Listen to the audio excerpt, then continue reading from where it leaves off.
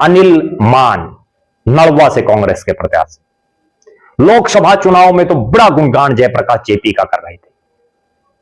विधानसभा चुनाव की करारी हार के बाद बिना नाम लिए सोशल मीडिया पर एक पोस्ट वायरल करते हैं जो पूरे प्रदेश में चर्चा का विषय बन जाती है। प्रेस कॉन्फ्रेंस करने तक की बात कहते हैं, लेकिन अब तक कुछ नहीं हुआ। उन्होंने भी जयप्रकाश जेपी को सही ढंग से विश्वास में नहीं लिया, उन्होंने भी जयप्रकाश जेपी की सही ढंग से मदद नहीं ली, वरना तो लोकसभा के चुनाव में आप परिणाम देखिए, नलवा में कांग्रेस जीती है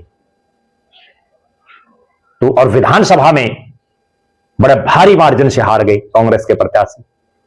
ये सीट भी जीत जाते अनिल मान अगर जयप्रकाश जेपी को पूर्ण रूप से अपने साथ लगा करके उनकी अगवानी में काम करते। चौथे प्रत्याशी हांसी के राहुल मक्कड़ को इतना फुल ओवर कॉन्फिडेंस था कि वो तो विधायक बनकर के ही सो रहे थे।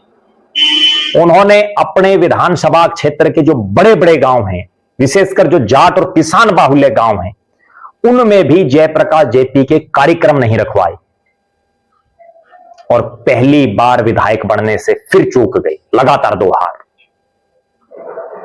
बवानीखेड़ा में भी परिणाम बदला जा सकता था, लेकिन वहां कांग्रेस के आला कमान ने एक ऐसा प्रत्याशी चुनावी मैदान में उतारा जिसको उस बवानीखेड़ा विधानसभा के कै गए का भी नहीं पता था, पूर्ण रूप से बाहरी,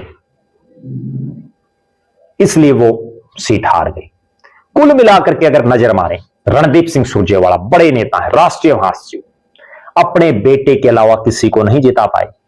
नरवाना से जिनको टिकट दिलाई वो भी हार गए।